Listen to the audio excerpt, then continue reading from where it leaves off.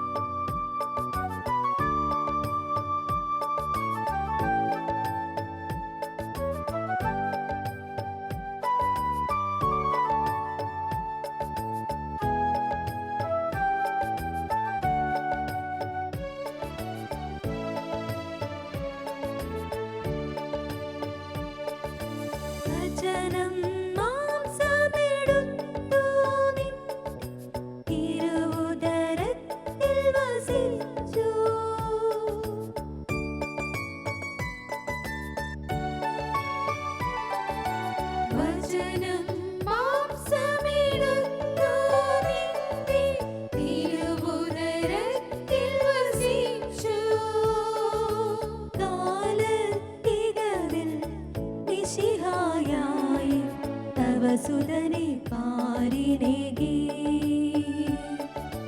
കാലത്തികവിൽ മിശിഹായായി തവ സുതനെ പാരിനേകി.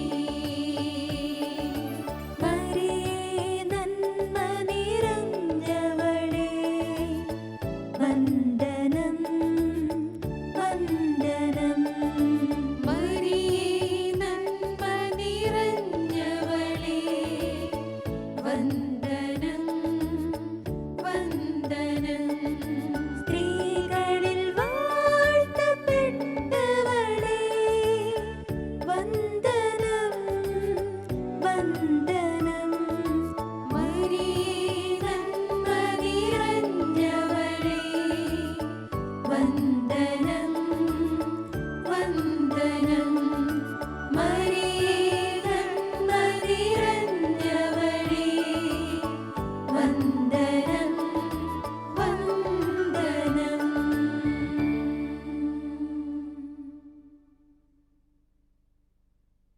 Ave Maria Ave Maria.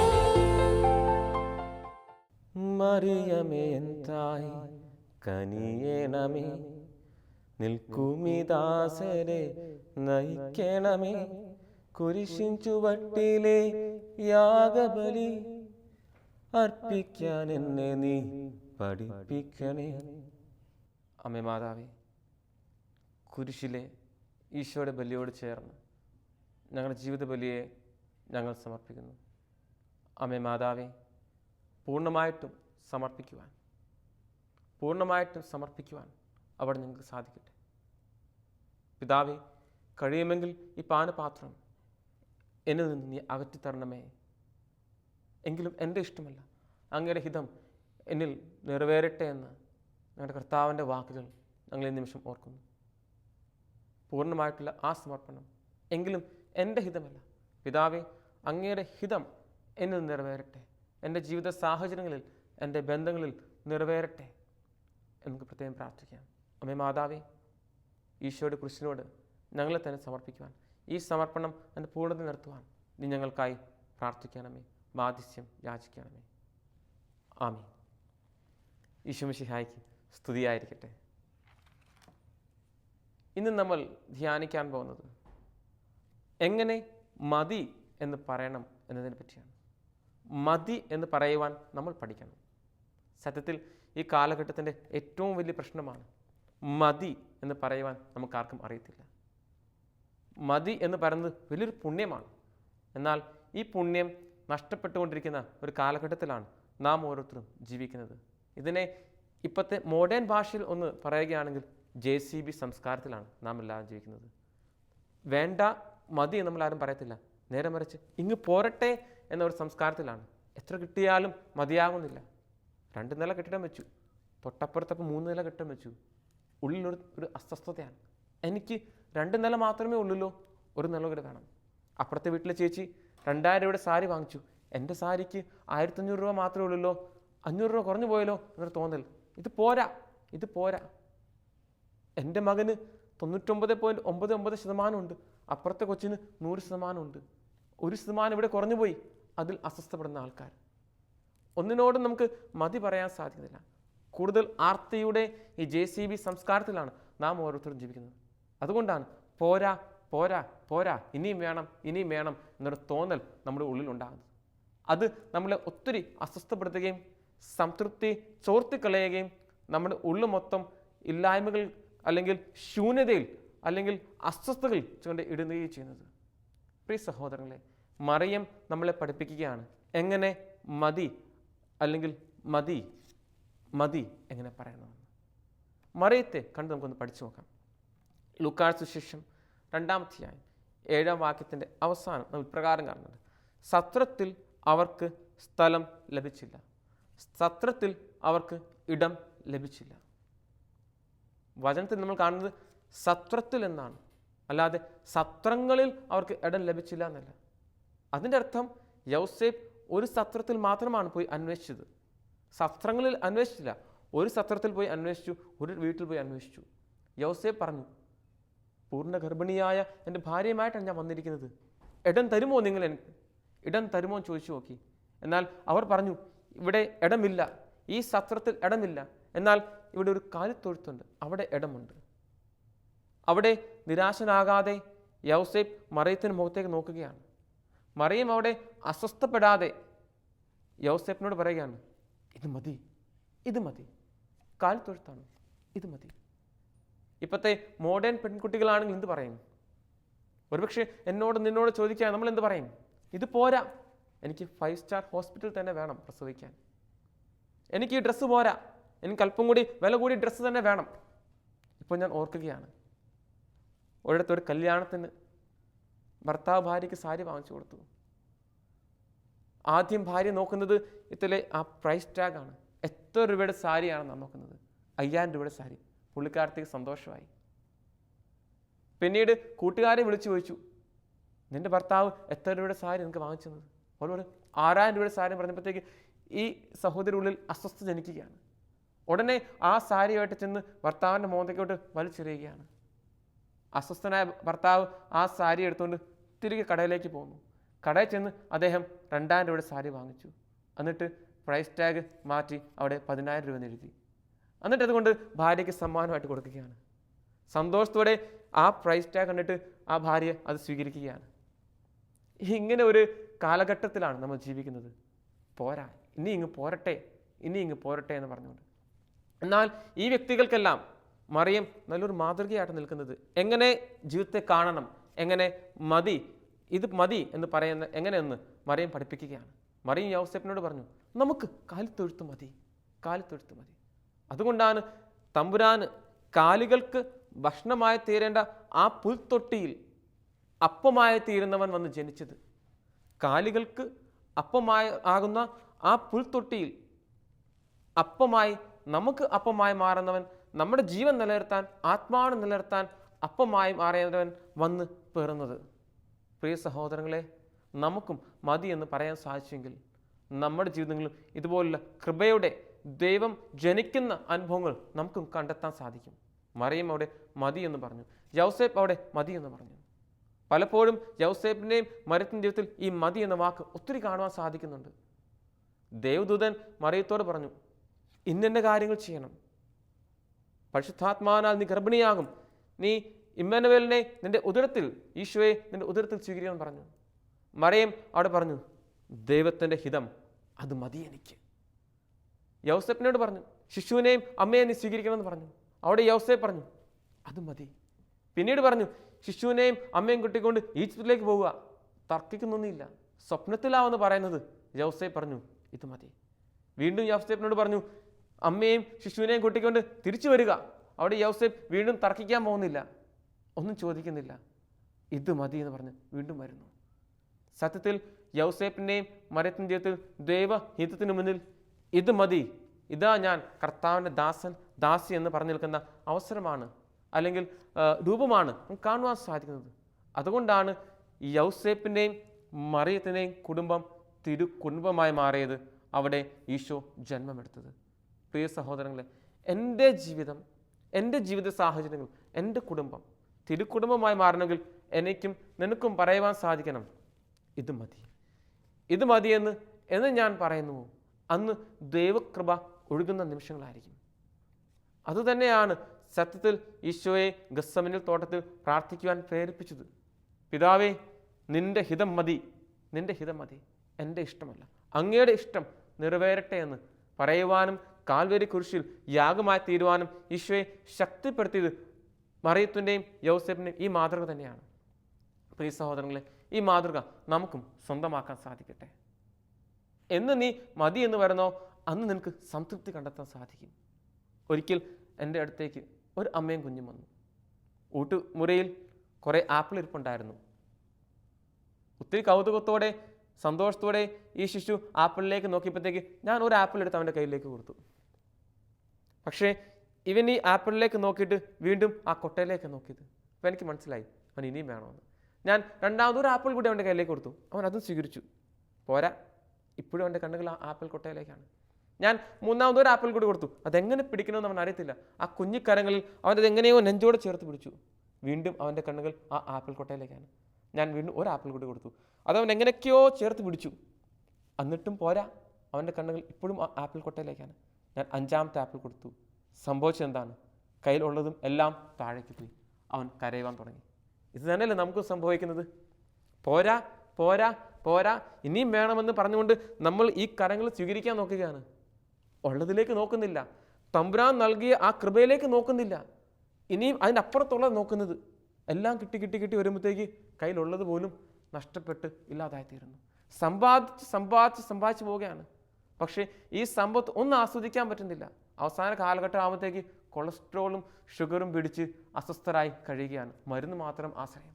ജീവിക്കേണ്ട കാലഘട്ടത്തിൽ മതി എന്ന് പറഞ്ഞ് ജീവിക്കാൻ സാധിക്കുകയായിരുന്നെങ്കിൽ ജീവിതം സന്തോഷമായി മാറിയതിനെ, സംതൃപ്തി നിറഞ്ഞതായിത്തീരുന്നതിനെ. പക്ഷേ നമുക്ക് ഈ മതി എന്ന വാക്ക് പറയാൻ അറിയത്തില്ല. അതുകൊണ്ടാണ് നമ്മുടെ ജീവിതത്തിൽ എപ്പോഴും സങ്കടങ്ങൾ ഉണ്ടാകുന്നത്. പ്രിയ മക്കളെ, നീ മതി എന്ന് പറ, അപ്പോൾ നിനക്ക് സന്തോഷം ഉണ്ടാവും. ഇങ്ങോട്ട് പോരട്ടെ എന്ന JCB സംസ്കാരമാണെങ്കിൽ ഈ കൊച്ചു ബാലനെ പോലെ, ശിശുവിനെ പോലെ നീ എല്ലാം സ്വീകരിക്കും. പക്ഷേ കൈകൾ എല്ലാം ഒതുങ്ങി നിൽക്കത്തില്ല, എല്ലാം താഴേക്ക് പോകും. നീ ഓർത്തുകൊള്ളുക, ഇപ്പോൾ നിന്റെ കൈകൾ ഉള്ളത് ദൈവം ആഗ്രഹിക്കുന്നതാണ്. അതിന് നീ മതി എന്ന് പറ, അപ്പോൾ നിനക്ക് അത് ആസ്വദിക്കാൻ പറ്റും. ഇതിലേക്ക് നോക്കാതെ, തമ്പുരാൻ നിന്റെ കരങ്ങൾക്ക് നൽകിയ ആ സമ്മാനത്തിലേക്ക് നോക്കാതെ, അതിന് അപ്പുറത്ത് ഇനിയും ഉണ്ടല്ലോ എന്ന് നോക്കി അതിനെ ആഗ്രഹിക്കുകയാണെങ്കിൽ കയ്യിൽ ഉള്ളതുപോലും നഷ്ടപ്പെടും. അത്ഭുതകരമായ മീൻപിടുത്തം കഴിഞ്ഞു. വള്ളത്തിൽ നിറയെ മീനുകളാണ്, പിടയ്ക്കുന്ന മീനുകളാണ്. പത്രോസിൻ മനോഭാവം നമ്മൾ പഠിക്കണം. പത്രോസ് ഈ പിടയ്ക്കുന്ന മീനുകളിലേക്കല്ല നോക്കിയത്, ഈ പിടയ്ക്കുന്ന മീനുകൾക്ക് അപ്പുറം നിൽക്കുന്ന ദാതാവായ ഈശോയിലേക്കാണ് നോക്കിയത്. അതുകൊണ്ടാണ് പത്രോസിന് സാധിച്ചു ആ വള്ളവും വലയും മീനെയും ഉപേക്ഷിക്കുവാൻ. അവിടെയാണ് പത്രോസ്, കർത്താവേ നീ മതി, നീ മാത്രം മതി എന്ന് പറയുവാൻ സാധിച്ചത്. പ്രിയ സഹോദരങ്ങളെ, നമ്മുടെ ജീവിതങ്ങളിലും മതി എന്ന് പറയുവാൻ നമുക്ക് സാധിക്കട്ടെ. ഇവിടെ മറിയം നമ്മളെ പഠിപ്പിക്കുകയാണ് എങ്ങനെ മതി പറയണം. നീ മതി എന്ന് പറയുമ്പോൾ, ഇത് മതി എന്ന് പറയുമ്പോൾ, കർത്താവെ നീ മാത്രം മതി എന്ന് പറയുമ്പോൾ, കർത്താവെ നിന്റെ ഹിതം മാത്രം മതി എന്ന് പറയുമ്പോൾ, തമ്പുരാനെ നീ എനിക്ക് നിങ്ങളുടെ കൃപകൾ മാത്രം മതി എന്ന് പറഞ്ഞുകൊണ്ട് നന്ദി പറയുമ്പോൾ അവിടെ അത്ഭുതങ്ങൾ ഉടലെടുക്കും. 5 അപ്പവും ആ 2 മീനും അത്ഭുതകരമായി പെരുകുന്നത് നീ കാണും.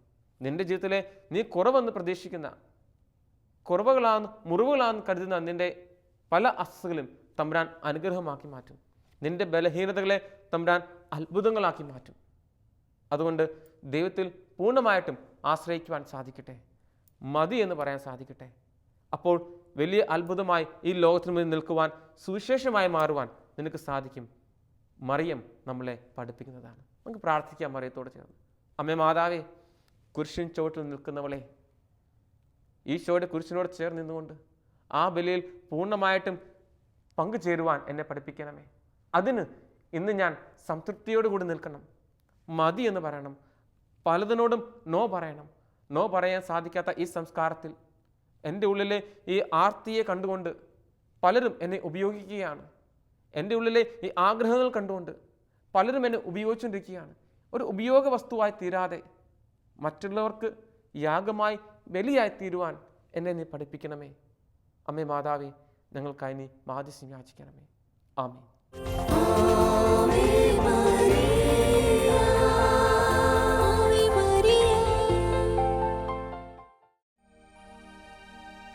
വിശുദ്ധ ജോൺ മരിയ വിയാനി പറയുന്നു, എപ്പോൾ നിങ്ങൾ പ്രലോഭനങ്ങളിൽ അകപ്പെടുന്നുവോ അപ്പോൾ പരിശുദ്ധ അമ്മയുടെ മാധ്യസ്ഥം യാചിക്കുക. അമ്മ തക്ക സമയത്ത് നമ്മുടെ ചാരെ ഓടിയെത്തി നമ്മെ സഹായിക്കും. നന്മ നിറഞ്ഞ പരിശുദ്ധ അമ്മ അമ്മയുടെ കാപ്പിയുടെ കിഴലിൽ നമ്മെ കാത്ത് സംരക്ഷിക്കും. നമ്മുടെ കുറവുകളെ നിറവുകളാക്കുന്ന പരിശുദ്ധ അമ്മ നിത്യസഹായക മാതാവാണ്. നമ്മളെപ്പോൾ വിളിച്ചാലും നമ്മുടെ ചാരെ ഓടിയെത്തി നമ്മുടെ കുറവുകളെ നിറവുകളാക്കി നമ്മളെ അനുഗ്രഹിക്കുന്ന പരിശുദ്ധ അമ്മ. ഈ അമ്മയുടെ സ്നേഹത്തണലിൽ ഈ ലോകം മുഴുവൻ ആയിത്തീരട്ടെ എന്ന് നമുക്ക് പ്രാർത്ഥിക്കാം.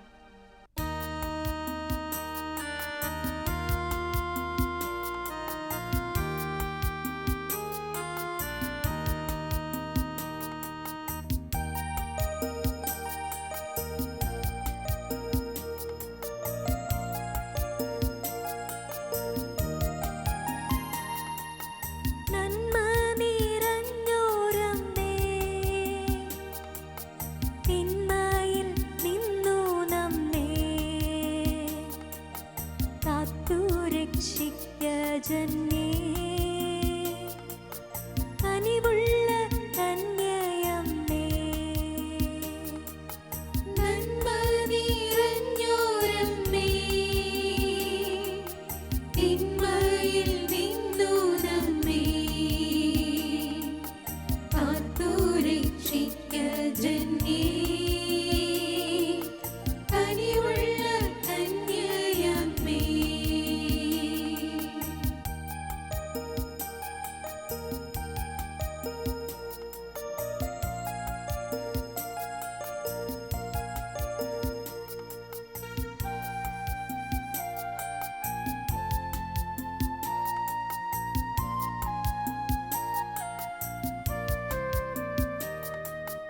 നിൻ പദമലർ നിന്നഗതികൾ കുമ്പിടുന്നേൻ സന്തതമിവർ നിൻ മഹിമകൾ ആഴ്ത്തിയിടുന്നേൻ നിൻ പദമലർ നിന്നഗതികൾ കുമ്പിടുന്നേൻ സന്തതമിവർ നിൻ മഹിമകൾ വാഴ്ത്തിയിടുന്നേൻ കന്യകേ കാരുണ്യക്കടലാമമ്മേ കന്യകേ കാരുണ്യക്കടലാമമ്മേ നന്മ നിറഞ്ഞോരമ്മേ തിന്മയിൽ നിന്നു നമ്മെ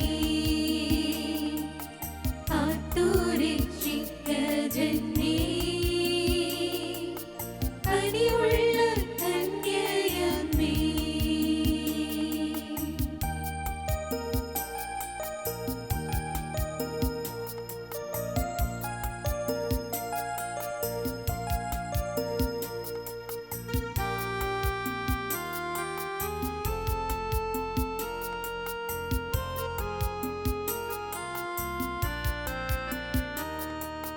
അൻപൊടുമടി മന്ദിരമതിൽ ആഴും നാഥേ കൺമണിയായി നിൻ തനയരെ കാണേണമേ അൻപൊടുമടി മന്ദിരമതിൽ വാഴും നാഥേ കൺമണിയായി നിൻ തനയരെ കാണേണമേ കന്യകേ കാരുണ്യക്കടലാമമ്മേ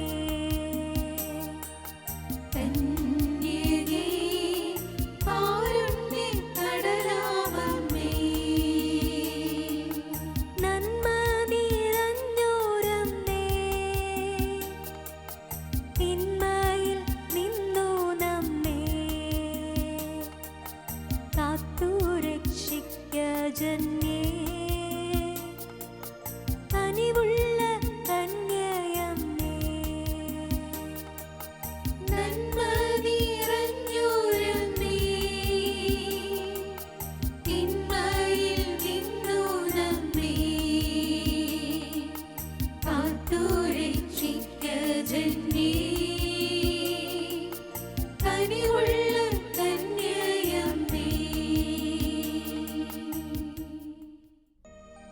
എൻ്റെ അമ്മേ, എൻ്റെ ആശ്രയമേ, എന്നെ ഈശോയുടെ സ്വന്തമാക്കണമേ.